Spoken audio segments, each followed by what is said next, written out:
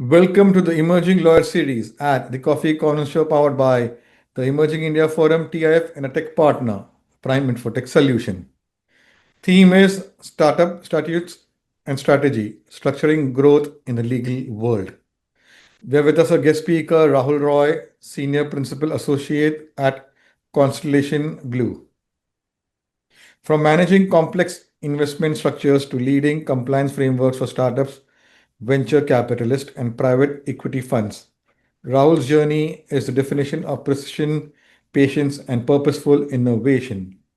With over a decade of experience across legal tech, regulatory advisory, portfolio governance, and product development, he brings a rare blend of corporate rigor and creative problem solving.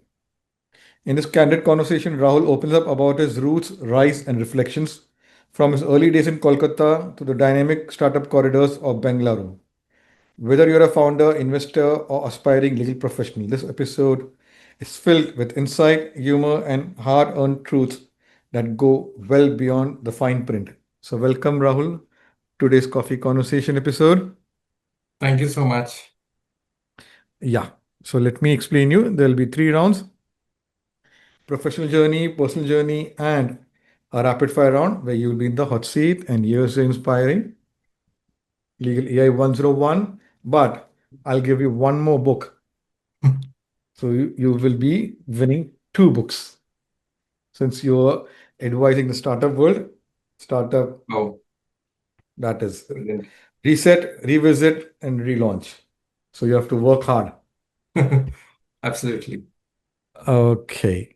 So, friends, I'm Lion Amir Virani, host at Coffee Corner, legal tech evangelist at Prime Infotech Solution, author of 15 books. We help law firms, corporate legal startups, and SMEs world class technology, software licensing, and tech training solutions. So, my first question, Rahul, how has the journey shaped up and what were the key defining moments you had? Yeah, so if I recollect, so I started my formative years, especially my studying and all in Calcutta, and then I think right after the initial 1 year, I moved to Bangalore. So when I did, I think from the beginning I was in consulting. While I wanted to be in the in-house kind of a setup, but I think fate had me always be in the consulting space. And I've been fortunate to work with a good uh, sect of founders and also a couple of good investors. So I have worked with both on either side of the table. And later on, in the last 3 years before I joined Constellation, I think I was again fortunate to work with a product company. So there it was a complete shift from what I've been on the advising investors, advising founders to being discussing with the founders of my company on about business, how our product shapes up. So it's been both. It's like seeing both sides of the coin. And I think being part of this ecosystem, having been with the founders and also advising investors, I think that has been key in shaping what I am today. And I think I'm just taking this forward in terms of my experience and exposure. Wow. So, let's dive deep in conversation, Rahul. You have worked closely with both investors and founders. What's the one legal misstep you see startups repeatedly make? Yeah, I think what I have noticed, and I think that's what I keep telling all founders, is that don't delay or devalue documentation when it is required. Few examples, if I have to say, is when a company starts or two founders come together, the first thing they should have is a co-founders agreement. While everything is very nice at the beginning, but you don't know 2 years down the line or down the path when things go south, and that's one piece of paper that helps bring a lot of clarity when there is a dispute. So have a co-founders agreement in place. Similarly, a very common thing, and this I'm saying because I've been with a company in the past which had actually worked around ESOPs and equity. So ESOP is something which is again very common in the startup world, and I think it's the buzzword now. But again, what I've seen is a lot of ESOPs granting, also a lot of commitments for ESOPs happen without proper documentation. While the documentations are very simple, but not having at the right stage or right time can add more compliance issues at a later stage, especially when they are raising funds. Wow. So I saw in your profile, you have worked with legal tech platforms like Rule Zero. How did it help in shape your perspective on the future of compliance and law? So I think it was quite interesting that my stint with Rule Zero kind of uh, merged or uh, came at a point of time when the world was introduced to AI, and there was a very fast change in the way people were doing their work, especially when it came to the legal field. So so at Rule Zero, I understood like while it is important to do the way a legal work is supposed to be done, but there is a lot of areas where actually a legal tool can come and play a huge role, and therefore like freeing up time of lawyers, and they can actually focus their understanding and their time and energy in things which actually are more valuable for them. Wow. What does your day at Constellation Blue look like? Is it all term sheets, transaction calls, or is there more to the puzzle? I think it's typical for every lawyers. I don't think it's very much too different from what others go through. Obviously, it's call, it's team meetings, it's getting down on on the ground, having your feet dirty at times. But also, yes, I think one of the key elements is definitely also moving out, meeting few peoples, meeting probable clients, your existing clients, keep the relation. So it's a mix of both, I would say, a mix of work and a mix of uh, business development and future meetings. Wow. So I've seen now you've worked at both startups and traditional companies. What's the biggest mindset shift required between the two when you are sitting with suppose in the morning you're sitting with a startup founder and in the afternoon you're with sitting with the company, a, their stakeholders, their legal team. So how do you then shift?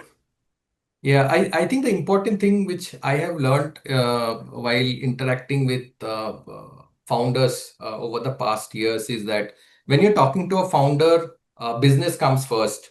Obviously, there is legal documentation, there is legal jargons, there is legal compliances which needs to be taken care, which are non-negotiable. But you need to be in the shoes of the founder to understand what's his priority, and then only you can actually advise him properly. Otherwise, it will be like any other advice which he'll get from if he goes into the market. So, getting into their shoes, understanding their priorities, and then advise or then customize your advice according to that need. So, I think that's important when you're talking to a founder. And obviously, when I'm talking to say a lawyer or the legal team, yeah, it's much more easy, I would say, because then it's like we are all part of the same herd or the same tribe, so it becomes much easier to communicate or relay some common thoughts. Wow. So Rahul, suppose you are a founder of a startup and had to build your a legal tech product. What problem would you solve and why? Yeah, I think I mean being a transaction professional, what I've seen is that lawyers actually struggle on transactional documents, be it an agreement, be it a resolution. There are a whole set of documents, and it's very document heavy.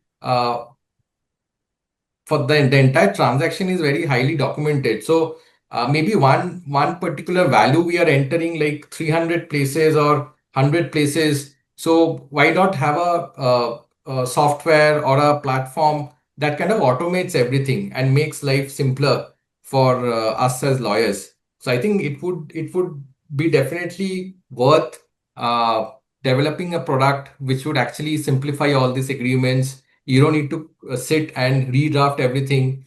Maybe at a click of a button, everything gets filled. Maybe a small change in the number and it gets auto-populated everywhere. So though I think we are heading to that stage or that era, but probably few more years before we reach there. Wow. Okay. Rahul, you have known to work on FEMA, Companies Act, transactional structuring. How do you stay updated in such a fluid ecosystem? So definitely, I think it's now. I think there is uh, before you actually go somewhere and try to update yourself. I think the information comes to you. There are multiple channels, so uh, there is no way you cannot remain updated. So even a small update comes through multiple channels, be it WhatsApp groups, be it LinkedIn, be it some of the other blogs. So it's everywhere. But yes, definitely. Among all of these information avenues, definitely like spending some time every day to understand what all the changes that has happened and at least what is relevant for your job and the sector and the practice area that you advise on. Definitely spending some dedicated time definitely helps. But yes, I think attending events, attending sessions do help. Wow. Okay. So, Rahul, who has been your biggest cheerleader professionally and personally? Uh, I think professionally, there has been many like since from the beginning of my career, I'm in still touch with most of my seniors. They have been great in advising me, and not just as a professional, but beyond like as a human being. And I think that's what is important and makes you a true professional. Like we are all professionals, but at the end of the day, you need to be a true good human being. So I think there has been many. I mean, there have been my previous managers, my seniors when I was doing my interns. There have been multiple people. I can't like say about one person. There have been many who have influenced me and guided me. Wow. So, how important is internship uh, eh, for law students to decide okay, which niche areas they should then select in when they for the later years? So I think it's a discovering phase. Uh, Internship is definitely important because that's when you get your first introduction to the practical world. No matter what you have learned in schools, whatever you have learned in law schools, if you ask me, it's completely different to what we practice. So till the time you're not doing your internship, you're not having your training. I mean, you're not getting introduced to the practicalities, the way the system works. So definitely keep they need to keep trying different fields. And as I said, it will be a discovery phase, and I think we have all gone through it. And finally, we know now like what's our area of interest. So that needs to be done. I mean, it's like a no non-negotiable. So students will have to go through that intern phase. Wow. So, my last question for our professional journey round, Rahul. As someone who has scaled from associate to leadership roles, what's your advice to young lawyers trying to break into the VCP advisory roles? I think the most important thing is uh, not to resist yourself from a particular work that you get because this ecosystem is uh, huge in terms of knowledge. So uh, the more you work, the more exposure you get, the more knowledge you have about how things are done, how a particular transaction also happens. So I would say that keep your mind open, be flexible, don't resist any particular work, or don't come with predefined notion. So I think openness is the key for young lawyers or young people in this profession to scale up and grasp how this startup ecosystem works. Wow. So I was going through your profile, Rahul. You are part of the Faculty for Legal Innovation and Technology course at NUJS Kolkata. How important is for law students to have AI knowledge for legal research? Uh, I think obviously it's important, but again, I mean, AI should be used as a tool to help or assist someone, but definitely not. It should not be something which they should rely upon. End of the day, what is written in the bare acts is something which is uh, the most holy. So you can have AI to assist you. You can have AI to help you. I think AI is there to support all of us, but it cannot come at a cost of where I am not reading the bare act. I mean, at end of the day, you need to open the bare act and read. Wow. So let's go to next round and understand Rahul as a person. Tell us about your family and your formative years. So my schooling, my studies, everything happened in Calcutta. So I belong there, born and brought up, uh, studied, part of a nuclear family. Then after my first, I think, year of work, I got an opportunity to move to Bangalore. That's when I decided to shift, obviously for with the idea that I will have more exposure, more opportunities. So I moved to Bangalore. And I think since then, it's been almost 13 years I've been in this city. Uh, Somehow like fell in love. I think it's common with everyone who spend some time in Bangalore, like they fall in love with the city.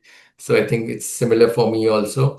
And then obviously like has been lucky and fortunate enough to be part of different organizations which have given me the exposure to the VC world and the startup ecosystem. Wow. So what are your favorite spots to spend in Bangalore? Uh, uh, Definitely, like I am more of a person who loves traveling.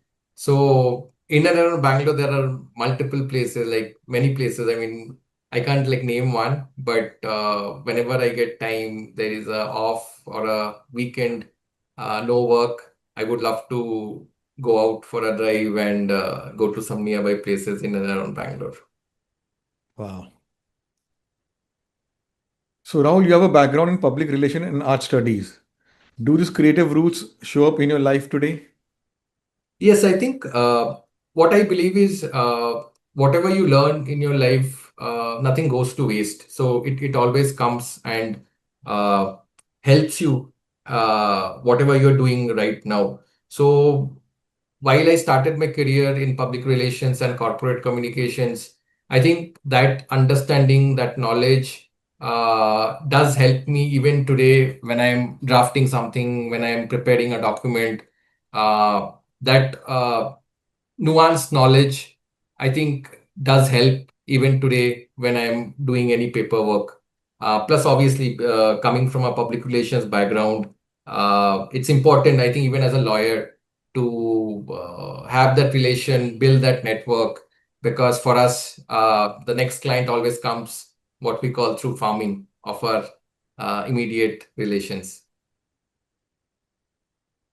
So let's hear it from Rahul. Uh, as you say, Kibai, you get your new clients through meeting new people.